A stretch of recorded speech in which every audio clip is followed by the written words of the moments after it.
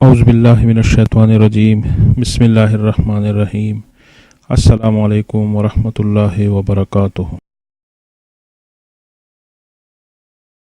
آج مسئلہ نسخ پر بات کریں گے۔ نسخ لغت میں محو کرنے کو کہتے ہیں، مٹھانے کو کہتے ہیں۔ ازالہ حکم سابقہ کو کہا جاتا ہے، پہلے والے حکم کا ازالہ کرنا، پہلے نازل شدہ حکم کا ازالہ کرنا۔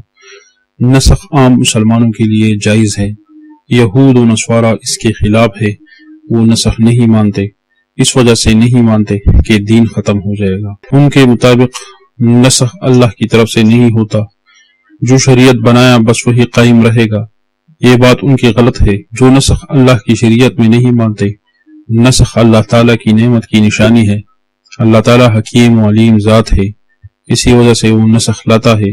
ایک ڈاکٹر جب دوائی دیتا ہے کسی مریض کو کسی خاص وقت کے لیے، پھر اس کی جگہ دوسری دوائی دیتا ہے تو کوئی اس پر اعتراض نہیں کرے گا کہ کیوں دوائی چینج کی، اس کو معلوم ہے اب دوسری دوائی کی ضرورت ہے، پہلے الگ دوائی درکار تھی، اب دوسری دوائی۔ نسخ موافق حکمت ہوتا ہے، اسی وجہ سے شریعت موسیٰ منسوخ ہو چکا ہے، ابراہیم علیہ السلام کے کچھ احکامات منسوخ ہوئے تھے۔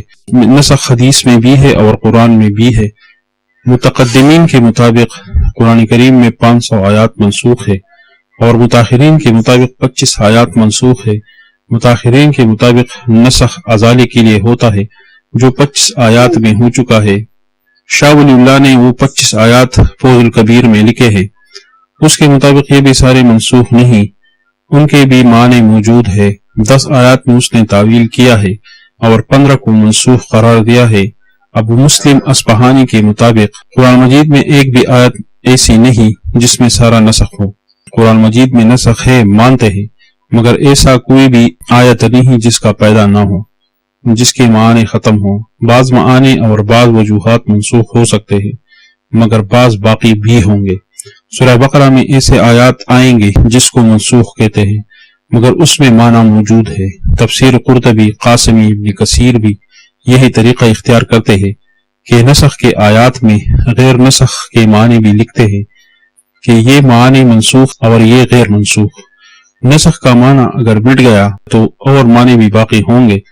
اس زمانے میں وہ حکم مناسب تھا، اب اس زمانے میں یہ حکم مناسب ہے، کیونکہ زمانہ تبدیل ہو چکا ہے۔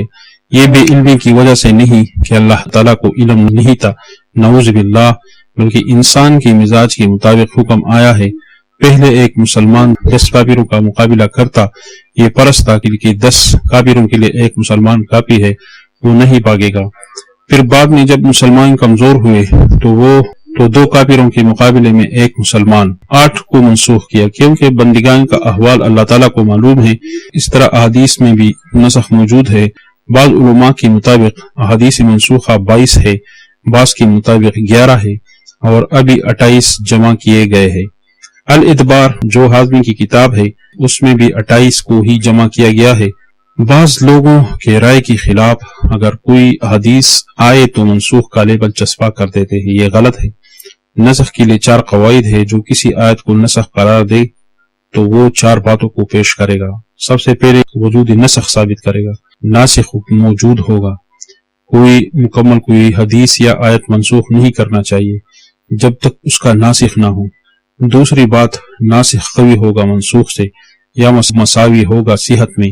یہ اصول قرآن مجید میں نہیں چلتا، کیونکہ قرآن مجید کے سارے آیات قوی ہے، حدیث میں چل سکتا ہے، صحیح حدیث ضعیف سے منسوخ نہیں ہو سکتا۔